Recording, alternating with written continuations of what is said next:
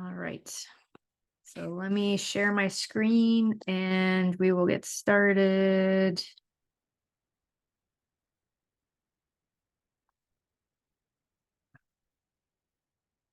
All right. So we are going to be going over the genetic weight loss summary. Do the reports here. Can everybody see everything? So know that the report, when you do download it, it's actually a link. It's your own private link. So you can save this link up in your on your computer. And that's what you can pull up if you ever need to. Instead of saving the 76 pages on your computer, you can always bring up the link. And then this obviously goes in pretty extensively explaining everything, but we'll go to the kind of the summary here. So know that this report is based on your genetics. So there's kind of two vocabulary words to remember. There's genotype and phenotype. Genotype just means these are the genes that you've inherited from your parents. And then the phenotype is the expression of the genes. There is some, well, I won't go into that because that just gets confusing. So on the top here for weight loss, for this person's genetic report, Angela's report, since she gave us permission to go over it, her metabolism is normal. So if you have a metabolism that's above average or below average, you actually have 7 genes that correlate with your metabolism. So you can have heightened metabolism or lower metabolism. These are your genes. However, you can affect the expression of your genes through exercise and diet. So it's not like a horrible sentence that you acquired by your parents, or you shouldn't go out and sue your parents. You can change these genes and the expression of the genes. So if you have a normal metabolism, great. If you have a slow metabolism, then that means you can change that by increasing your muscle mass, increases your metabolism. Decreasing your muscle mass slows your metabolism. So that's that. And then if you guys, we'll have questions at the end. So if you have questions or if there's something that I say that isn't clear, then let me know. And for those that are listening to the recording, feel free to use the chat on the portal or message me with questions. Weight loss tendency is below average. So if you have a weight loss tendency below average, then you have more of a tendency. Wait, hold on. Let me make sure I say this right. So you have a less of a tendency to lose weight easily, unfortunately. But again, you can change this with exercise. And then regaining weight is normal. If you have, make sure I say all this for everybody else. Yeah. So if it's normal, then, obviously you're not going to regain it, but if it's not normal, then you're going to regain your weight faster than others. Satiety, if it's below average, then it means that you don't get full very easily. So focusing on higher protein, eating more protein and fat, making sure you're hydrated will help improve your satiety, which will help you feel full. So that helps with that. Protein utilization is normal. So you utilize, so with the food, if you have, and the colors, let me tell you about the colors.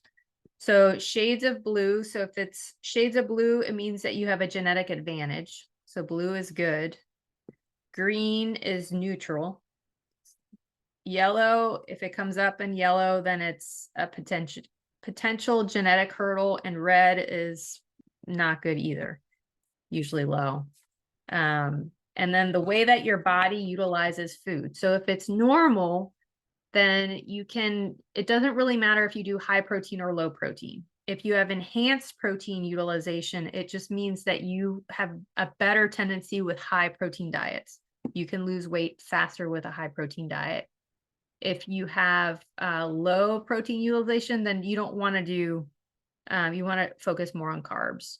So with fat utilization being low for this person, it means that you don't want to have a diet high in fat. Your body cannot metabolize it very well. You don't do very well with high fat diets. And then for carbs, if it's enhanced, then it means that you want to focus on a higher carb diet. Now, it doesn't mean that you want to eat chips all day, but it means like a higher carb, meaning complex vegetables, lower glycemic carbs generally. If your carb utilization is low, then obviously you don't want to do a high carb diet. You want to stick to more of a high protein, high fat diet. If that makes sense. Is everybody good with that? Does that make sense? Okay. Gluten sensitivity low, that means that you don't have the genes, this HLA-DQ. If that's high, then it means that you're more likely to have celiac disease. The HLA-DQ, which is under the gluten sensitivity, is correlated with a harder time detoxing mold, as a side note. So people with this gene just do really poorly, usually are just a really sensitive chronic fatigue, kind of really complicated patient. So if your gluten sensitivity is high, then we definitely need to have a conversation. But most people, it's low. And it doesn't mean, so I myself did the same test, and the I'm sensitive to gluten. I can't do it. It usually gives me either digestive issues, or it makes my brain really, really, really foggy. And I don't have this gene, thankfully, but I'm still sensitive to gluten. So even if yours came out low, it doesn't mean you could still eat gluten, especially if you feel like you feel way worse with gluten. Gluten's very inflammatory food, and it's not the same gluten in America as it was 20 years ago, because all the genetic modification and all the pesticides and stuff like that. It's a very inflammatory food. So even if you're lucky enough to have low sensitivity, I would still kind of, keep that in the back of your head, that it still may not be a good thing for your body. Lactose intolerance, if it's unlikely, then that's great. If it's high likelihood, then you're probably going to have more GI upset or acne or some sort of sensitivity to lactose. With caffeine metabolism, if you have normal, then you can do a good amount, or you're not as sensitive to coffee or caffeinated beverages than others.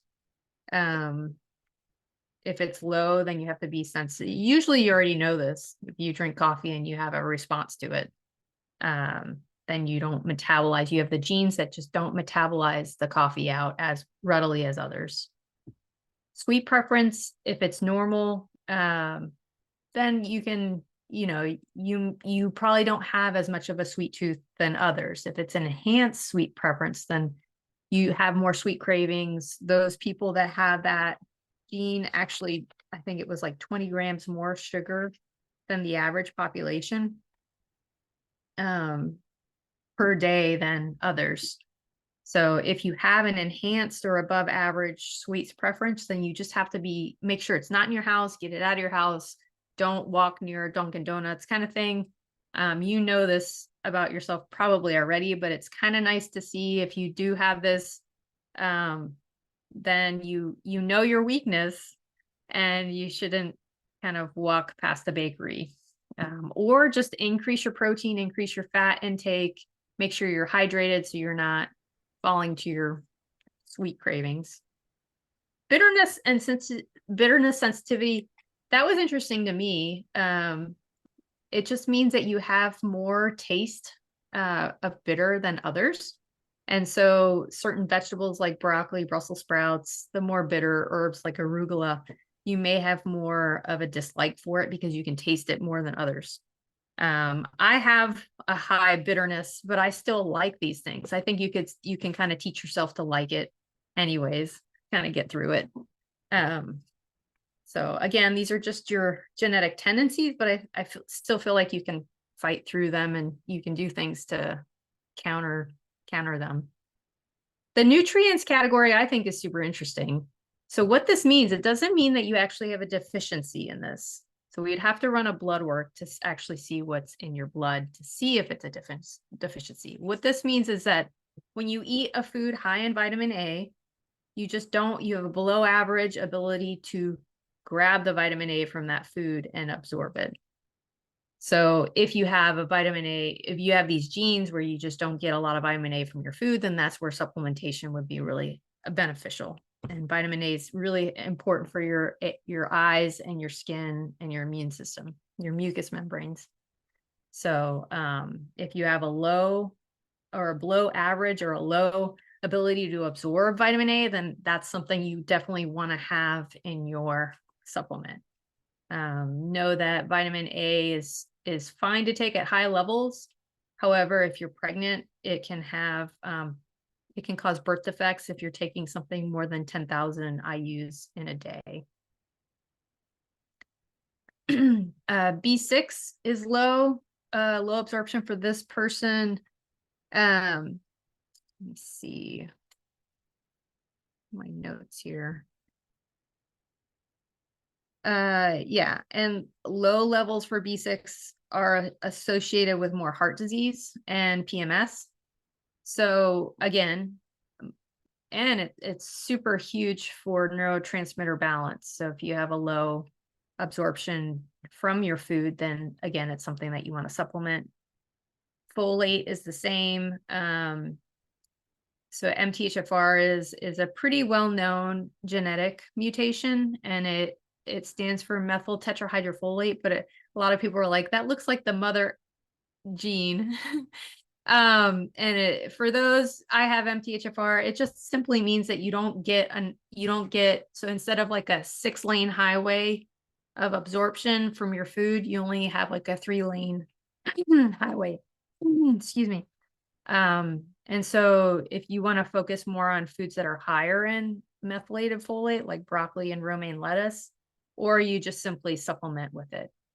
But as a side note, folate in high doses for some people can cause more anxiety and sleep issues for some. So you just have to be careful with some supplementation. That's where I can help you. But it's just good to know.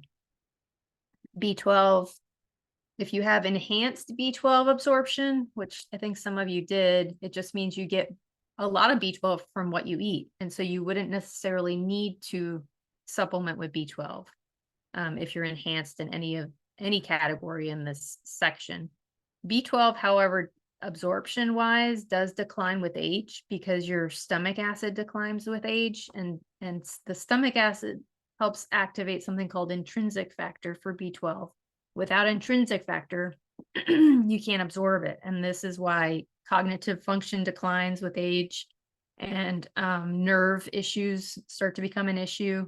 B12 is really important for the myelin sheath of the nerve. So if you have issues with tingling or like numbness in your mouth, that could be a B12 deficiency. So sometimes as people get older and their stomach acid declines, then B12 shots would be better. What else I was going to say? Yeah, or a sublingual B12 is helpful. If you're on a proton pump inhibitor or a PPI or acid, like Tums is not so great, or Tums isn't good because it may help with acid, but it actually alkalizes your stomach, making a lot of your nutrients not unable to absorb because it's too alkaline in your stomach. PPIs are like omeprazole or like acid blockers. So if you're on one of those, then you're going to be more of a potential to be low in B12. So just things to know. Vitamin C, obviously, if it's enhanced, then you get more from your food. If it's low, then you need to supplement with it. And then vitamin D is super important for the wintertime. You want to make sure you have enough vitamin D in your body so that you don't get COVID or the flu. I like levels at least over 50 in the blood, but optimally between 60 and 80. So that's that. Let me just make sure I didn't forget to say anything.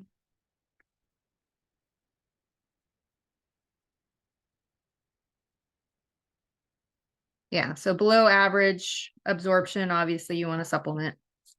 Now we're going to get back at going into the exercise summary of everything. So this is how well, so if your goal is to lose weight, or is your goal to become more fit, or is your goal to improve your cholesterol or your insulin sensitivity, these are all the different categories. So you can have normal, above normal, below average, enhanced. If you have an enhanced section in this exercise category, then that's what you want to focus on. If you have 20 minutes to exercise that day and you have enhanced fat loss response to cardio, then you want to focus on cardio. Cardio is your friend. So fat loss will increase if you do more cardio for some. But this person, normal response to cardio, so it's not it's your decision if you do cardio versus well, I guess it's like if it's hit like intense cardio versus regular. If you have a normal response, then it just simply means that you may not lose weight or have as good of a response versus somebody else. Yeah. Let's see. And it's really how your body, this section is how well your body's using that stored glycogen or the stored carbs and converting it to energy. So fitness response to cardio, if it's low, then your ability to your VO2 max, which is your ability for your body to use energy while you exercise, is lower. If it's enhanced, then if you do a lot of cardio, then you're going to be more in shape than others that have a normal response. Body composition response to strength training, if it's below average, then you're just not going to get as many, like you can work out for 6 weeks and compared to the other people, you may not see as much toning of your body. You may not feel as cut. You just don't drop in body fat as quickly as others, unfortunately. If this is enhanced, then you want to really focus on strength training because your body will respond to it. You'll get results really quickly. But in a way, it's nice to know this because then your expectations aren't really high. And so you don't start this strength training thing and be like, dang, man, I've been working my butt off and I'm not getting any results. And this is why.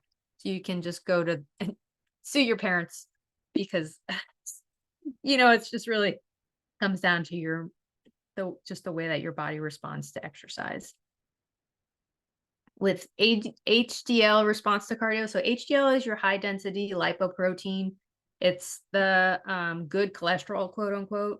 It's good cholesterol because it takes your cholesterol from your diet and it instead of putting it into your organs like the bad cholesterol LDL does, the good cholesterol takes it and you're able to eliminate it through your bowels. So if you have a normal response, then that's great. If you have an enhanced response, then you want to do more cardio, especially if your cholesterol's high. If you have a low than normal response to cardio, then when you go to your primary care and he says you just need more exercise, then that's a lie because genetically the exercise isn't going to affect your cholesterol at all. You're going to need to do other things like fish oil or increasing your fiber or some other way to lower your cholesterol, lower your consumption of animal protein probably. Insulin response to cardio. So insulin sensitivity is super important, especially as we get older. Over the years, insulin resistance just increases as your hormones decline with age. So, so if you have an enhanced ability to have insulin sensitivity to cardio, then you better get your butt going on cardio. If you have a normal response, it's not as important for you to do cardio. And if you have a low response, then if you have insulin resistance, then a low response it's not gonna change things as much with cardio. Same with the glucose. So if you have an enhanced ability and you have high glucose, then do some cardio. If you have a low response to cardio with glucose, then exercise isn't gonna change your glucose as much as the average person.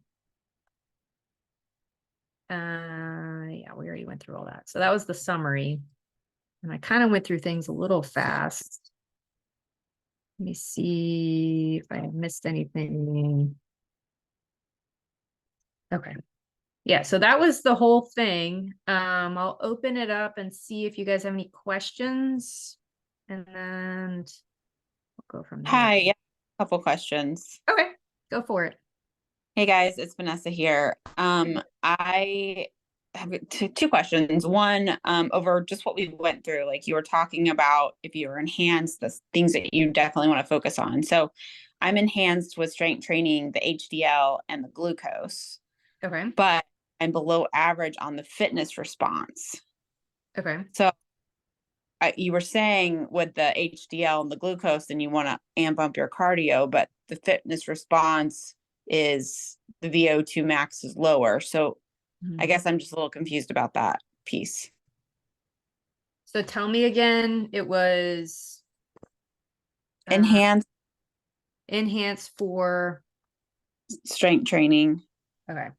HDL response, and the glucose response. Okay. Below average for fitness response to cardio. Okay.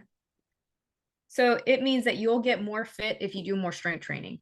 So you don't have to do hours of cardio. You're not going to respond as well with cardio as you would strength training. So your goal, if you have however, 20 minutes, 30 minutes, an hour a day to do whatever exercise you can, then you want to make sure you're doing strength training and adding muscle, because you're going to get more improvement with strength training.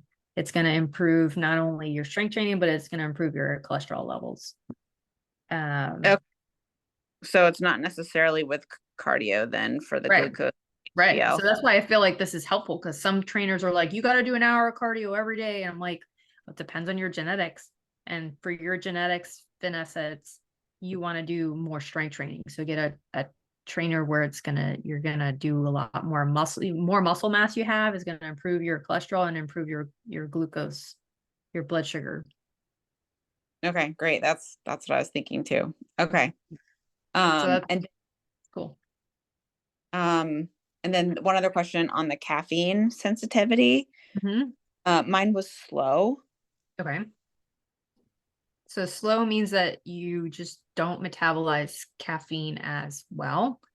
And so if you drink too much coffee, then you might get the jitters or you might not be able to sleep because your metabolism is more slow genetically. Okay. Do you find like if you have too much coffee, you feel kind of like a little crazy or like Yeah, I amped up? had I had to get off of it because I felt the jitters. Yeah. So that's why. So yeah.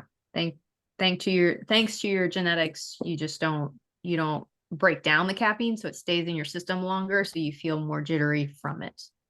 Mm-hmm. Yeah. Okay. Thank you. Yeah, you're welcome. Yeah. Other questions from anybody? Hunter, did you have any questions? Yeah, let me pull mine up again real quick. Okay. So my fat loss response to cardio is enhanced, but then my fitness response to cardio is below average. So that kind of confused me.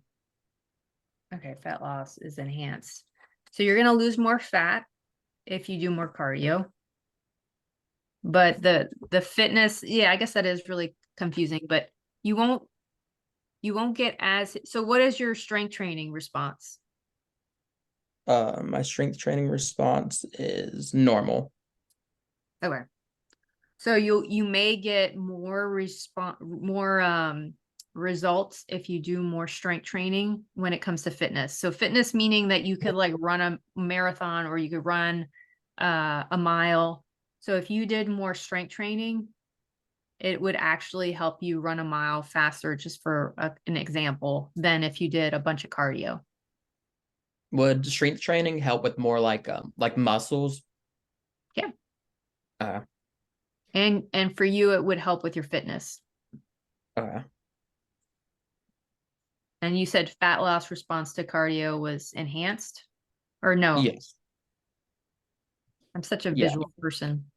Yeah. Um, Fat loss response to cardio is enhanced. okay. So if you did more cardio, then you're going to lose more fat, but you won't necessarily be as fit, which is kind of hard because it's kind of the same. Um, it doesn't make sense in your head, but it's just the fitness response has to do with VO2 max, which means that you can do a lot of sprints or something, Mhm. or versus fat loss. You'll lose a lot of fat for cardio when you do cardio if it's enhanced. I feel like I'm not making sense. Am I making any sense? I think, yeah, it makes sense now. Okay. Okay. Great. Other questions? I had a question on the vitamins. Go ahead. Sure. Wait, before we go, Hunter, did I answer all your questions? Yes. Okay, perfect. All right, Maureen, so you had questions about the vitamins. Yeah, Yeah. the questions I had was if it comes back, so I don't have mine yet, but if it came back where it was low, you were saying that your body, when you eat something, let's say full of vitamin A, and like Angela is below average. So if she eats something with vitamin A, her body doesn't absorb it as well. Right. So if So she if has, she took a supplement, how would those genes absorb a supplement versus through food? yeah, so that's a great question. So supplements are different, especially if you have a higher quality physician grade, kind of like what we carry in the office. It's in a form where your body can just grab it and use it. If it's in food, then a lot of times your body has to kind of like pick it out and then use all these enzymes and reactions to grab it to absorb it. So Got that's it. the difference. So Okay. when you have any low in any of the nutrient categories, then you're just going to have that's where you need a higher quality vitamin so that you can actually use it and versus if you're trying to get it from food, you just don't, because of your genetics, you're not able to have those great enzymes or to, use it and pull it from your food as readily. Got it. Makes sense.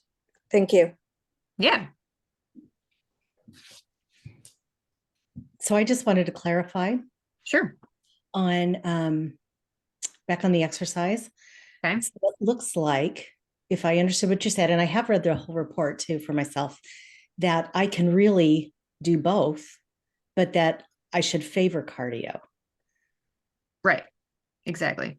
Because you have Right. below average Okay. for strength training. You're just not Okay. going to get the results. You could still do strength training, but you're not going to get as many results as the average person. Because strength training is different from weight training, right? Or are they sort of in the same category here? No, yeah, strength training is weight training. So Okay. you just wouldn't do well if all you did was weights. Right. To get out and do cardio. Okay. And then I had a question too about fat. So I'm supposed to head more towards if you go to the fat one or the macros, the fat and where is it? Right there. Yeah. Protein, fat, and carb. Okay, yeah. So because my body doesn't utilize fat as well, but yet my protein is normal and I want to focus. So I know I want to focus more on carb because it says it's enhanced, but foods like dairy, for example, I shouldn't probably do then full fat dairy if I'm doing dairy at all because of the fat component. Right. Is So that for true? you would want to do, I would do protein, Mm-hmm. like the low glycemic carbohydrates. Ah, For okay. you, like a keto diet wouldn't go well because keto is usually more fat. Exactly. You just don't have the genetics to metabolize it. So if Okay. you did high fat, then you'd probably gain more weight. Correct. Okay. I just wanted to make sure I understood that part. All right. Thank you. No, that's a great question. Yeah. It's helpful to have questions because I don't always know how to explain it. I don't know. You know what I mean? Mm-hmm. Yeah.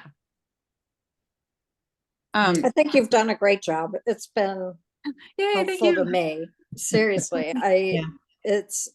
I'm excited to get my report, but I thought you did a great job explaining it, and it all made Yay. sense. Well, So I appreciate that because, Good. sometimes you're like, I don't know Yeah. how's this one coming across. right, no, it's great. Yes, you did. You did. Thank you. Mhm. Thank you. All right. Anybody, any other questions from anything else? Yeah. Yeah, I had one more thing. I guess I came in a little bit late. So I Sure. came in when we were talking about the gluten sensitivity, Okay. and mine was low. And you had mentioned that the HLA DQ was maybe a marker for sensitivity to mold. So can you just explain that again for me? That section. Yeah. So the gluten sensitivity, if you have low, it just means that you're less likely to have celiacs really, or like a major gluten sensitivity.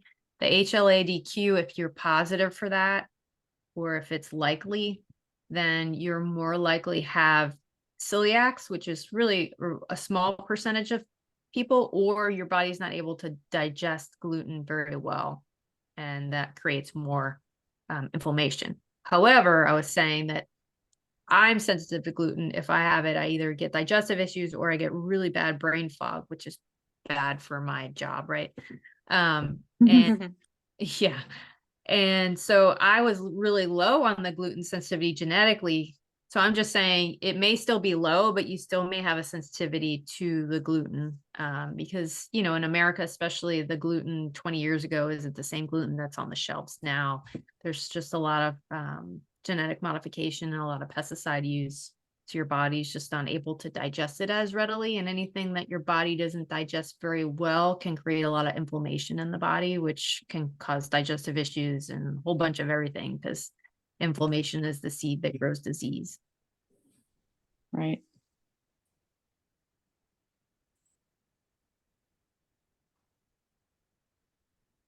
Does that make I sense? thought all of the recipes looked really great. Yeah. So let me go to Very the simple, and I like that. good. They're Good. not complicated. They look simple and easy Glad and to hear good. that.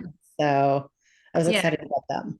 Because it does, trying to pull up the reports for the, Yeah. let's see if it's over. Nope. This, so it's, yeah, here. So you have your healthy, balanced meal plan. If you're vegetarian, it has that, and the exercise plan. So pulling up that, I mean, it's pretty straightforward, but Yeah. it kind of breaks up. So, because she has enhanced carbohydrate metabolism, you can get away with doing more carbs. But I would definitely make sure they're lower Yes. glycemic carbs, and then the proper ratio of everything. So it kind of spells out everything. And at the end of it, it gives you the recipes to make everything. Yeah. I really appreciate, I thought that was great. So Yeah. I think it makes so much sense, because over the years, everybody, everywhere you look, people are like, you should eat low carb, or you should eat high carb, you should eat low fat, you should eat high fat. And people are like, what the heck? Because everybody's different. And if there's an answer if somebody's just pushing one answer, it's not right, because everybody's genetically different, which we've seen already, Mhm. That's why I love this, because it's very customized and it's per your yeah. genetics, which makes the biggest difference, right? Yep, I agree. And then the exercise plan, similar. Yeah. But I would try to set yourself up with a strength trainer if you haven't done much weight, just to make sure you want the proper form. If you don't have the proper form, you can really hurt yourself. Okay. Yeah, go from there. That's good to know. Yeah. All right. Any other questions? Once you've done, I mean, because this is just something that just popped in my head, so it might be obvious, but because this has to do with your genetics don't change, right? So in other words, this isn't a test you would need to repeat. This is Right. like a one and done. Right. That's Because correct. like you said, the phenotype means it's the expression of your genes. Correct. Okay. Yep. So once you do it, then there's other tests that this company does run. One for longevity, one for stress, and one for athletic performance. So I may run some more in the future, because if you've already done one test, then you do get a discount for the next one. Okay. So yeah, so stay tuned. And then if you guys have any further questions, then feel free to, message me. And otherwise, last call for questions. I had another one. Okay. So with the food, the protein, fat, and carb, mine is all normal. However, I know with fat, like as I've experimented a few years ago, doing keto and things like that, that my cholesterol shot up. Oh, okay. So that, yeah, I wasn't too sure about that. And then I also know that I have a sensitivity to dairy. Hmm. Showing lactose intolerance is unlikely. Okay. So it could be a couple things. So if you eat a lot of fat, your cholesterol is going to go up because cholesterol comes from fat. So that makes sense. It is harder if you're, genetically everything comes out normal because it doesn't really give you direction as to what's best for you, but then it gives you a lot of flexibility. You can do really what you feel the best. So you can try high protein, you can try higher carb, or you can kind of have flexibility where you kind of bounce back and forth. And then what was the second thing you said? Dairy, lactose. And then dairy, so it doesn't necessarily mean that you have the genetics for a dairy issue, but what can happen is over time you can have lack of the lactose enzyme. So as we get older with stress, the stress that we're under, your body produces less enzymes. And so that could be why when you have dairy, you don't have the enzymes currently to break it down. So taking some digestive enzymes would be helpful because then you're breaking everything down. And a lot of times if somebody's under stress or, you're living life and you get older, as you get older, you just don't produce as many hormones, you don't produce as many enzymes. And so your digestive that's where you have more food proteins in your digestive system. And when you have stuff that hasn't broken down, then you have more fermentation, which, grows the bad bacteria, which then causes further digestive imbalance and digestive issues.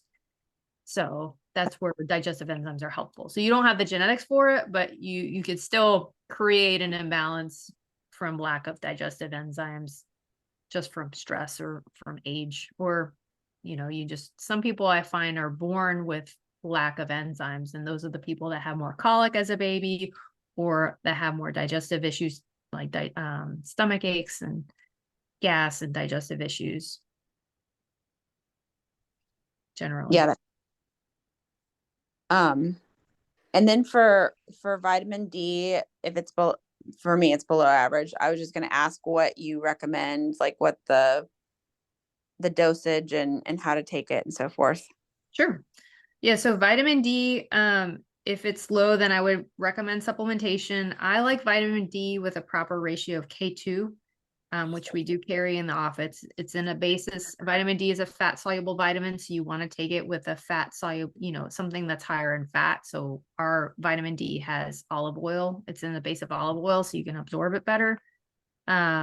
And then the dosage I recommend is usually 1,000 IUs per 25 pounds of body weight. So if somebody weighs 100 pounds, and that's 4,000 IUs, 1,000 per 25 pounds of body weight.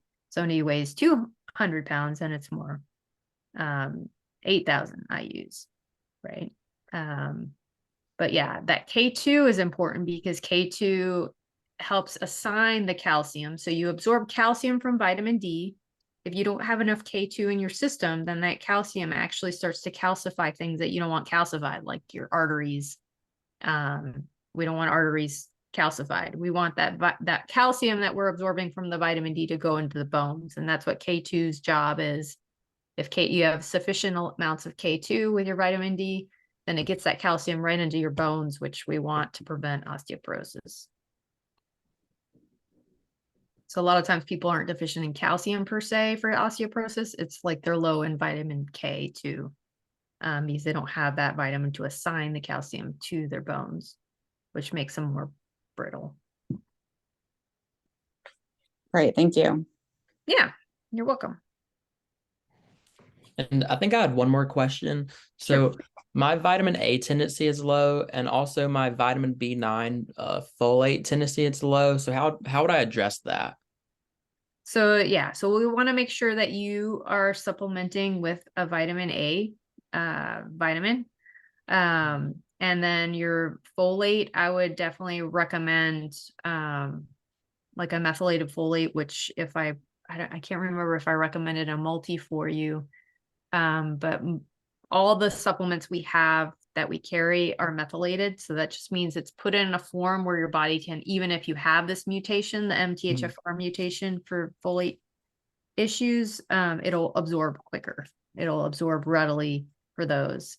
If you have that MTHFR or the folate issue and absorption, you want to avoid all forms of folic acid, because folic acid will not metabolize in your body, and it can actually start blocking receptor sites for other hormones and things that are important.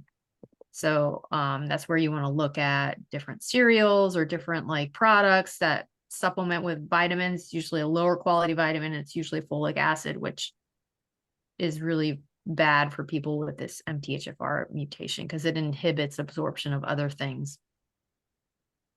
All right. Thank you. Yep.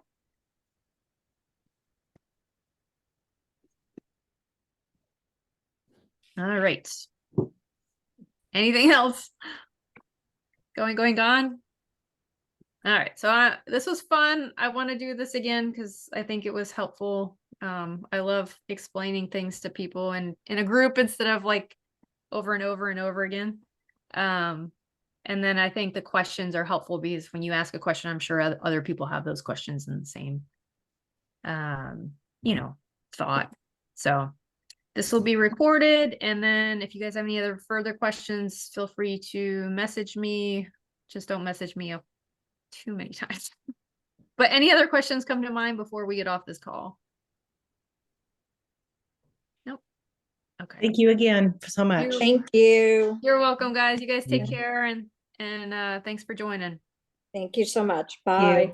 All right. Bye-bye.